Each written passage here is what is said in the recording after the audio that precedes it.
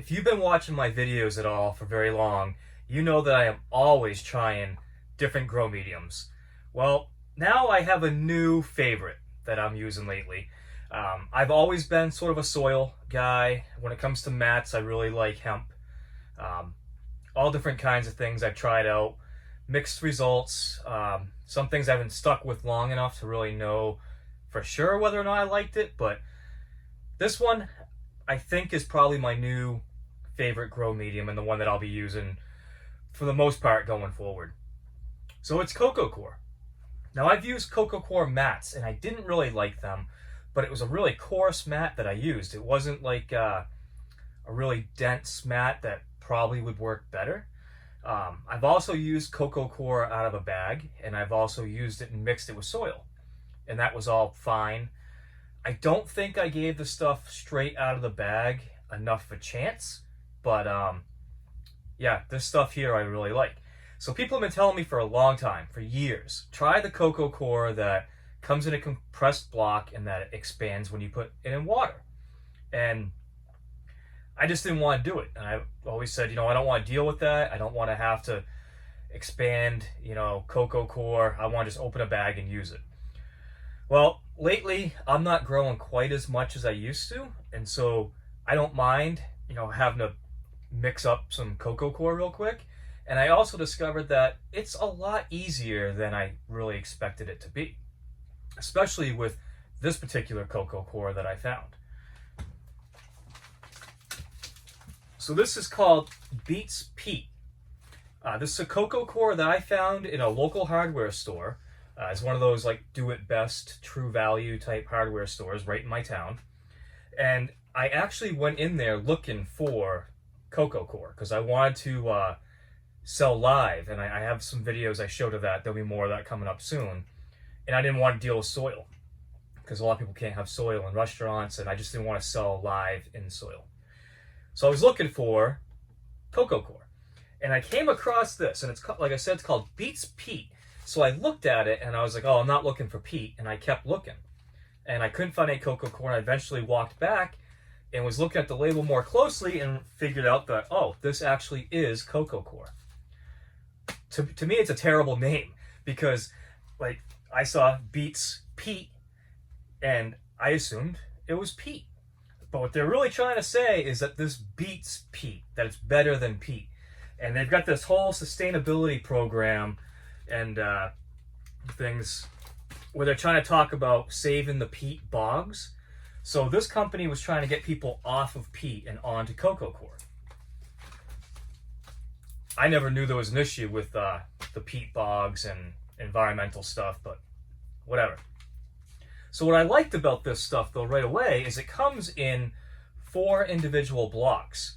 And so you're able to only, expand a little bit. Well, right off the bat, I was pretty shocked at how much one of these little blocks makes. And so I'm going to show you that in a minute. But first, I wanted to show you, this is a rainbow mix of chard. I was corrected recently on one of my videos. For some reason, I've always been saying chard, but it's chard, like Chad, with an R in it. And I normally don't have very good luck growing beets and chard. It's a pain. I always have to cover it with soil, and it just doesn't work that well. However, with the Coco Coir, I grew it the same way I do with soil. I put on about 3/4 of an inch or 2 Tony the Tiger cereal bowls of the Coco Coir, and then I put down just the dry seed, didn't pre-soak it or anything, and then another 1 cereal bowl of Coco Coir on top of the seeds. And I wet it, but I didn't really go crazy with it being too wet because it's pretty wet just from mixing it up. And I was shocked. Like, it didn't come up in clumps like soil tends to clump together, and it creates problems when it's coming up and crashing down. And I've got, a mechanism for helping that using like a spray bottle and squirt mode, trying to break up those clumps. I didn't have that issue with the Coco Coir. And 95% of all the sprouts, the microgreens, came up without holes. And I was like, that's really unusual, especially with such a fine layer of Coco Coir on top. Well, so I've got this tray here. Came out fantastic. It's actually been growing a little bit too long. And I do have some issues, but that's my fault from growing it a little bit longer than it should be. There's some in here that are kind of dying off, but I just wanted to show that just how good that really worked.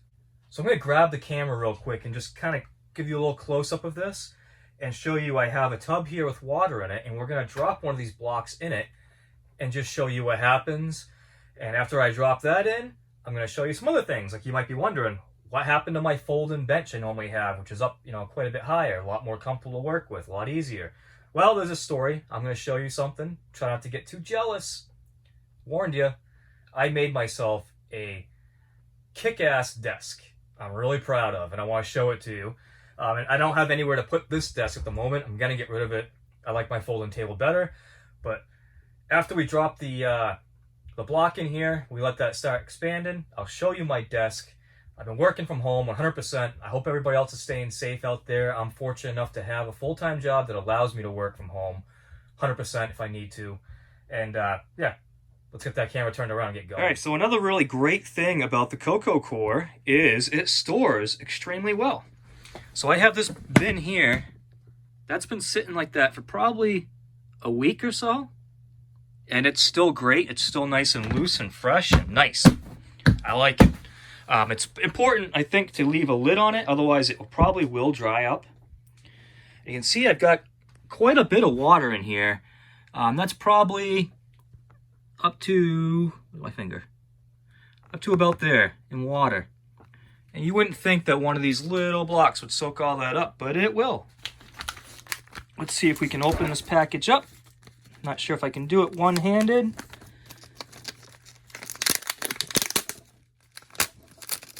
Oh, it turns out I can. Yeah, I don't really care for this plastic too much, really.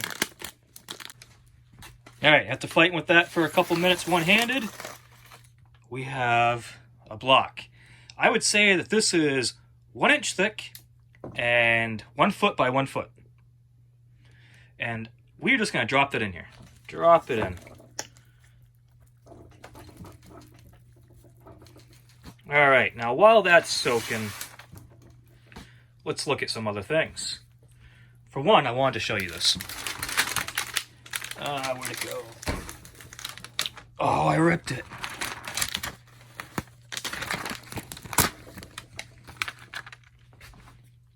Here is the information about saving the bogs, the peat bogs, that stuff I never knew about.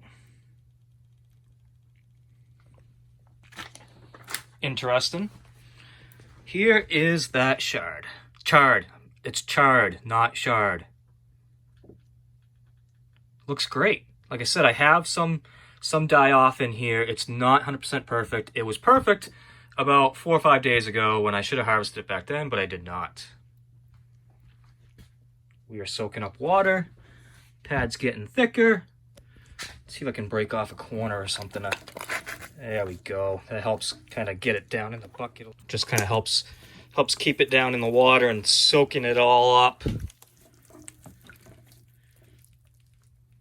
just going to rinse my hand off real quick. That is soaking up nice and quick. Now that one little block is going to pretty much fill this bin up to about the bottom of the handles. So you get a lot of Coco Coir off one little block. And now, without further ado, my desk. Ta-da! Isn't that freaking sick? So, I've always wanted a corner desk, but I never saw one that I really liked, because I want to work in the corner. I don't want to like switch from one side to the other side, and you can't really ever sit comfortably because you're, normally this would go straight to a corner right here, and then straight over. And so you can't really sit in the corner very comfortably. Get my chair over here. As you can see, I'm able to sit right in here. Nice and comfortably. Woo! I can spin from side to side. Got the keyboard right in front of me, mouse. It's pretty awesome. Took me 2 days to make it. It is birch, I think, a birch plywood that I stained with red oak stain, but it doesn't look like red oak to me. And then I put 4 coats of polyurethane on it. On the back here, I eventually may build some shelves, and one of those could be like a footrest. But for now, I just have cleats on the wall, keeping it so it, it stays nice and stable.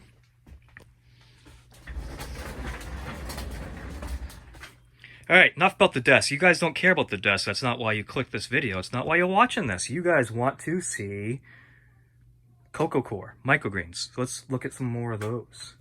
Over here, this is ruby red chard.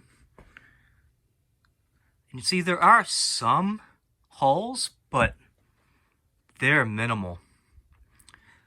And there's a difference between these 2 trays as well. This one was stacked for a little while and never had a humidity dome on it. This one had a humidity dome on it for quite a while and was not stacked. And it looks a little bit different in color. It's a little bit paler, but there's less holes. So leaving the humidity dome on for a while, it really helps reduce the holes just that much more. Then I got one more thing I can show you. This is cilantro. Both of these, cilantro. Now, you can see there's like no holes on them. It's also very light though. I got like 5 pounds of cilantro seed a while back, and I never really grew it, and I think it might be starting to lose its potential for germinating, but I'm not totally sure. So this one here was stacked, and then it was unstacked kind of late, but I put a humidity dome over it after that. This one was never stacked and had a humidity dome on it all the time. Neither one of these are great trays. That's not what I'm trying to say, but what I'm trying to tell you is that look at how few holes there are. That's the beauty I find with Coco Coir, is that you can cover your seeds with Coco Coir, the seeds that have holes, and they will poke up through the Coco Coir without lifting it and be holeless. Beautiful. All right, back to our block of Coco Coir. What happened to all our water? I really actually thought that might be enough water, but it is clearly not enough. Let me go add some more water to that. All right, I put quite a bit more water in there. Another couple inches or so of water on the edges. I went right down the middle. Might also be worth pointing out that I'm using hot water. It's supposed to expand a little bit faster if it's hot. I don't have any data to suggest one way or the other, but I just keep going with it. At some point, I should probably start figuring out exactly how much water, because I find that every single time I do this, I use too little water when I start out, and then I have to keep adding it because I don't want to add too much. And I've actually never had that happen where I've added too much, because it's just a sponge. It just sucks it right up.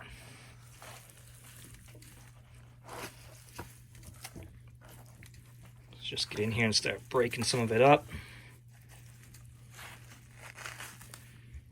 See, some of that's still dry. I'm kind of rushing this really for the video.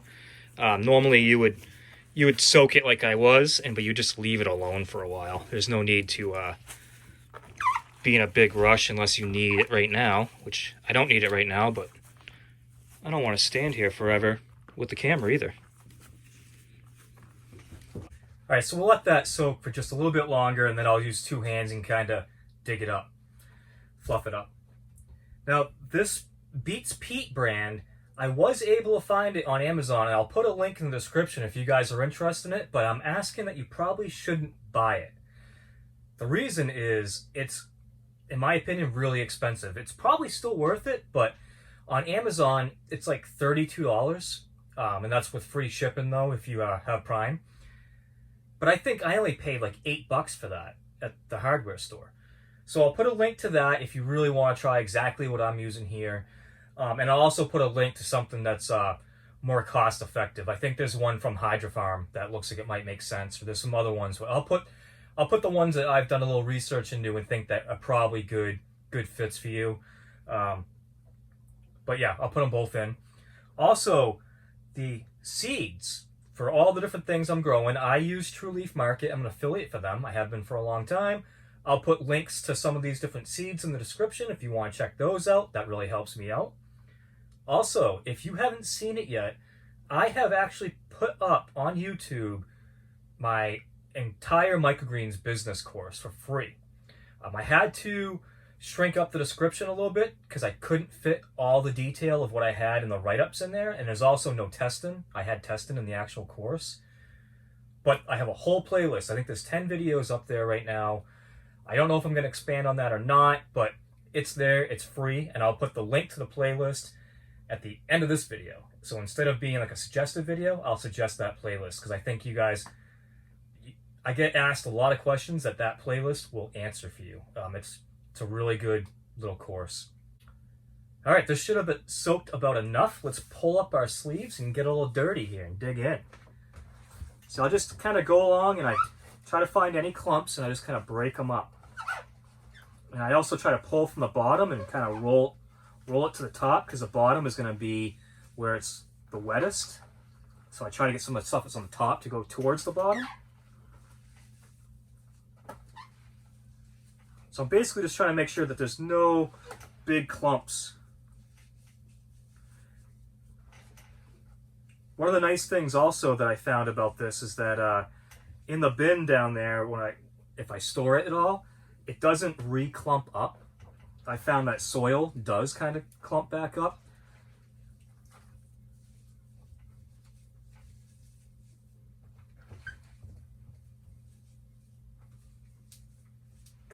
So this is pretty close to being ready to be used. It's pretty nice stuff. The longer you leave it, the easier and lighter it becomes.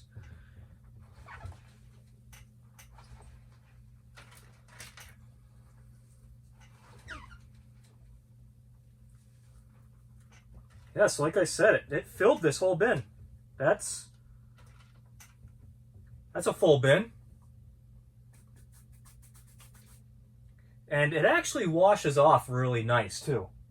You know, soil can kind of stain your hands a little bit. I mean, it still washes off, but with this, it's just literally water takes it right off and leaves nothing. Clean hands. All right, so I think that's going to do it for this video. I'm pretty sure I'm going to be sticking with probably Coco Coir going forward, unless I'm going to use a mat. Probably not going to use soil so much anymore because this stuff's so easy to store in that little block. It turns into this big amount of soil. Really wasn't that much work. And if I was growing more, I would use a bigger bin and I would soak more of it at the same time, and it really wouldn't be that big of a deal. So I don't know why I pushed back so hard for the past 3 years or so on not using Coco Coir, but now I highly recommend it, and I hope you guys try it out if you haven't already. Thanks for watching.